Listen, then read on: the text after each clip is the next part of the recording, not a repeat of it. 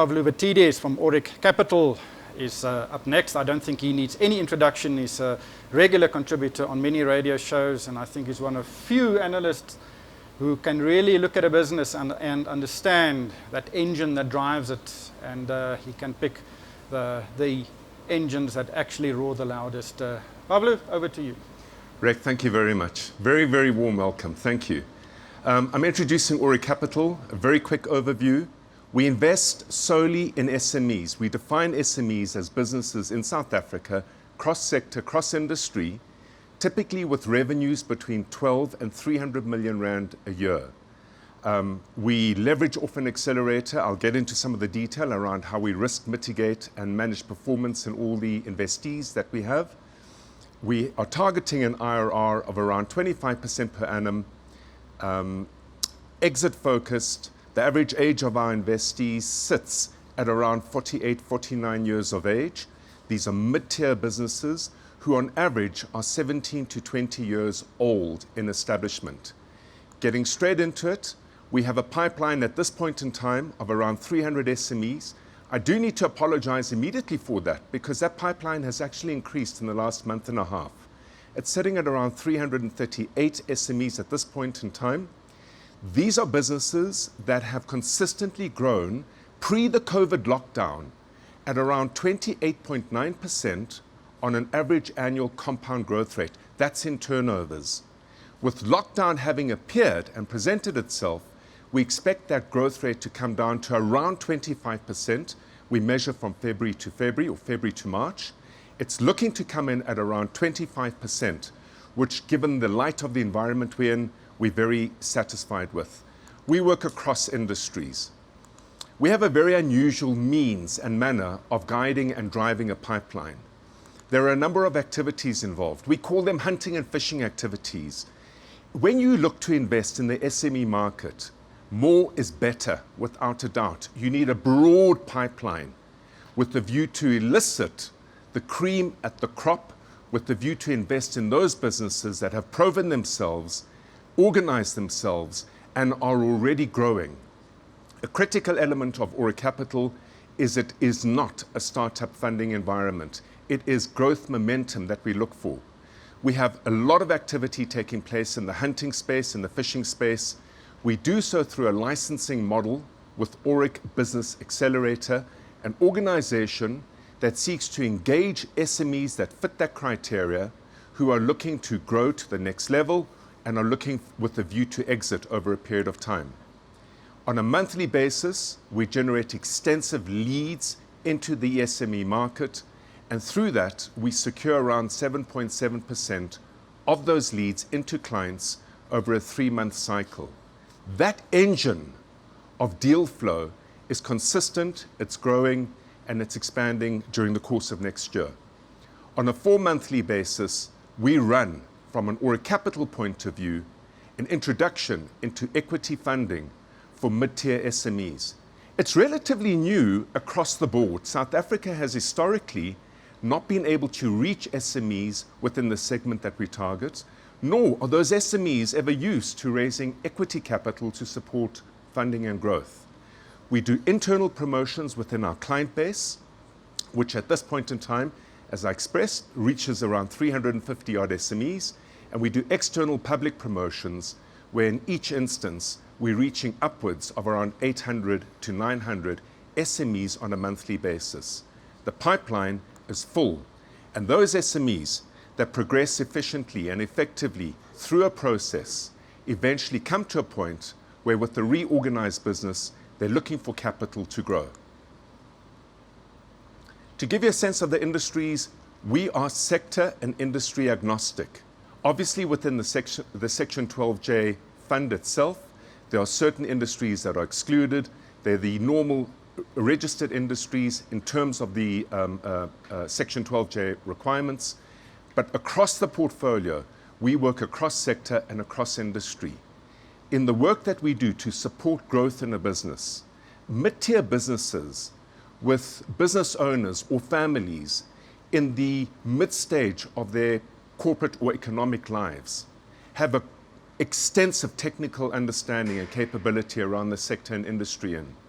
The work that we do to support risk and to improve performance is centered around the commercial wrap, the ability to find new clients in different markets, the ability to generate interest from new clients, the ability to convert clients into customers, and thereafter the ability to fulfill the promises through products and services of that business to customers in a manner that reduces costs as revenues increase. To give you a sense, we manage all our clients, all 340 odd clients, through data, extensive data. The means by which clients come on board is they enter into Aurik Business Growth Accelerator. We have representation in Cape Town and the Western Cape. We have representation in Gauteng. What changed with COVID is our representation is now right across South Africa. As an entirely digitized business, we are marketing right across South Africa, and our ability to onboard clients and manage clients through a process wherein which, when a client does come on board, we run a series of diagnostics to understand financial performance, the dynamics of the team, strategic positioning, and most importantly, whether business systems are in play or not.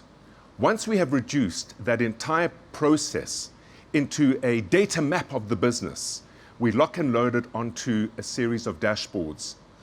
Thereafter, we set the growth goals with that business owner.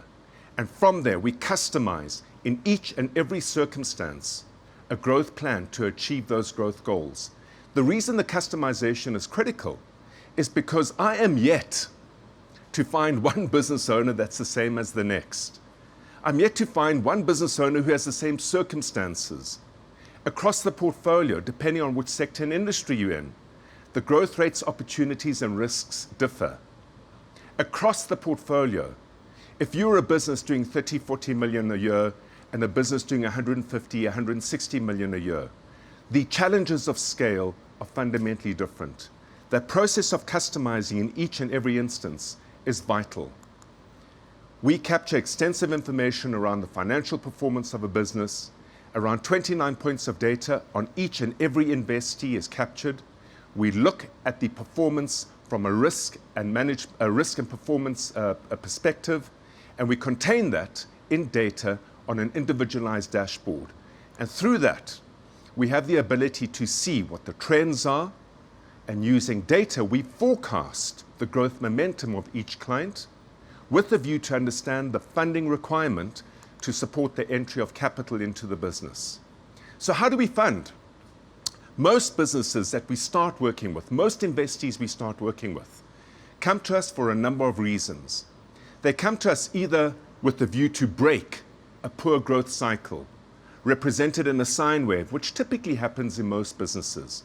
They come to us with the view to accelerate growth pre-exit. They come to us in order to secure succession from one generation to the next in the family business environment or extensively in the professional services environment, such as the engineering fields and construction fields in architecture and so forth.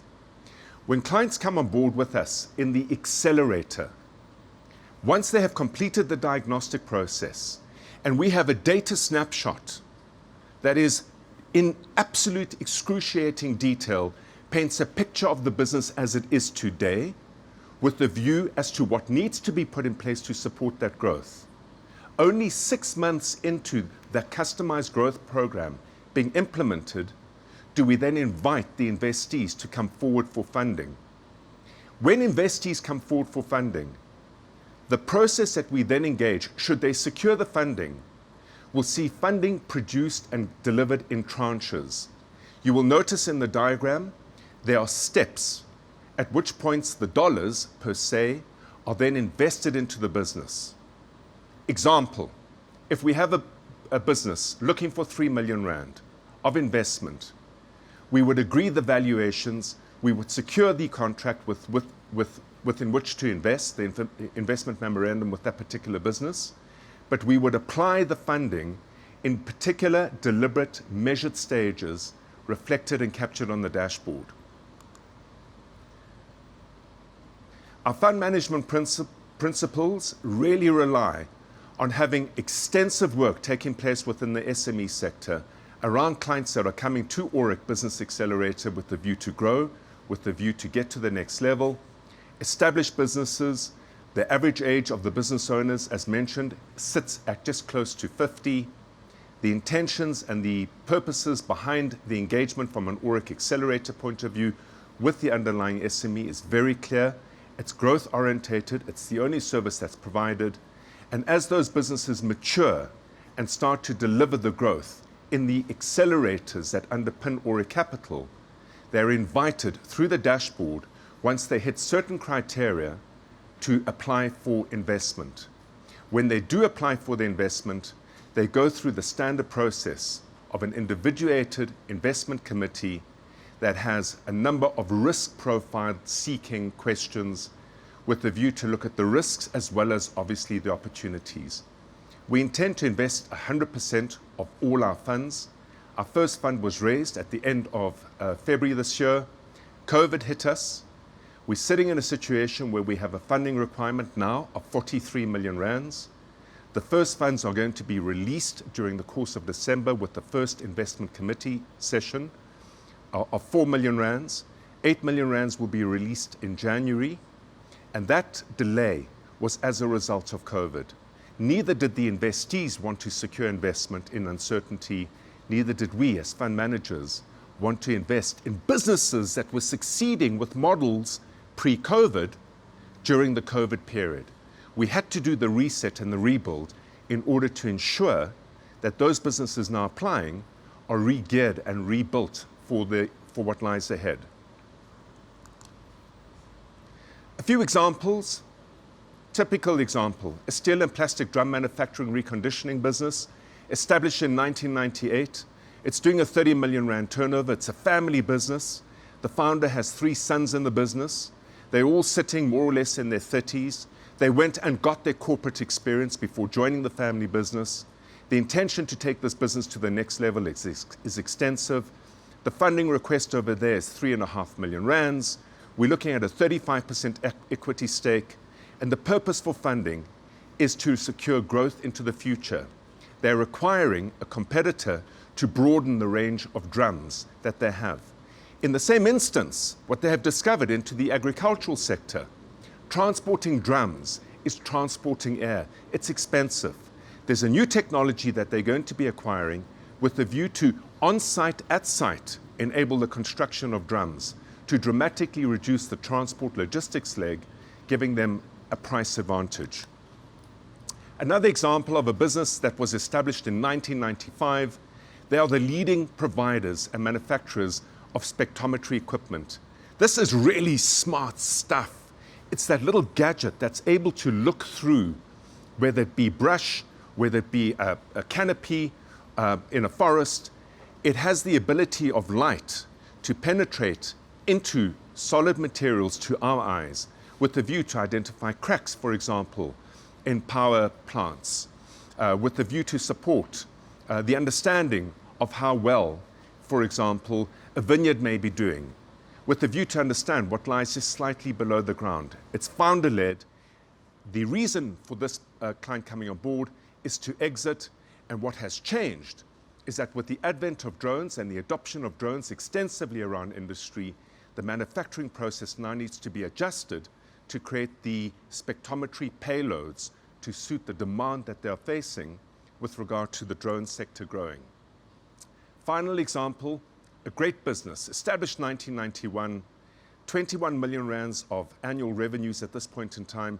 There's a definite exit intent behind this business.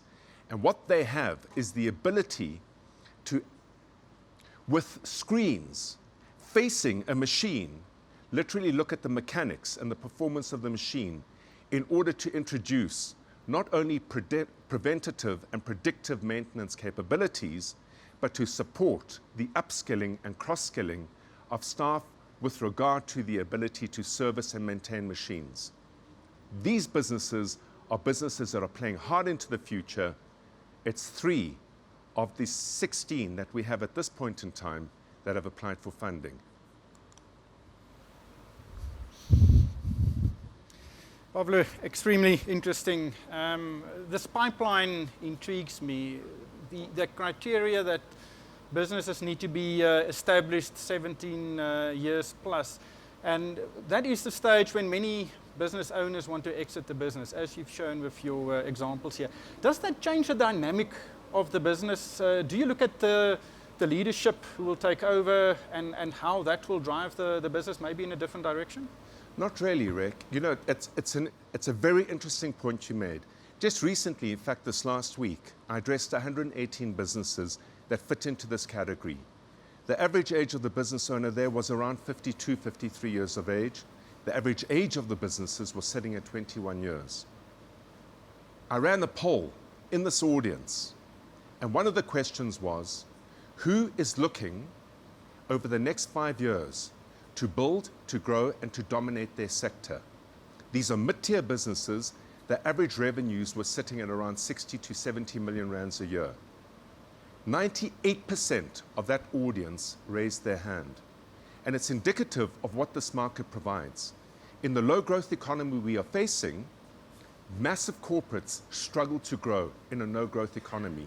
That mid-tier sector already has momentum, it has resources.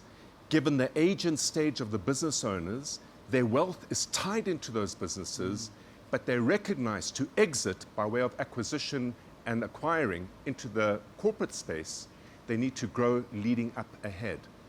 In those instances, we are looking to work with those business owners to support the growth and exit alongside with those businesses as the founders themselves exit.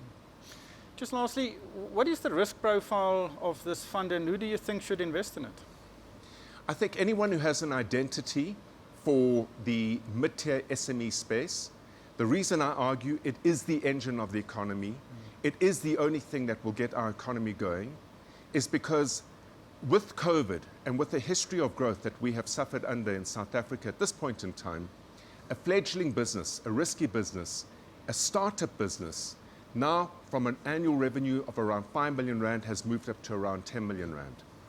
I absolutely believe that this mid-tier sector is going to grow extensively for the mere fact that as the corporate sector itself is struggling to find growth, it is going to, as a natural consequence, start to outsource more and more and more of the services it used to have internally in its business model in order to preserve capital, lighten its load.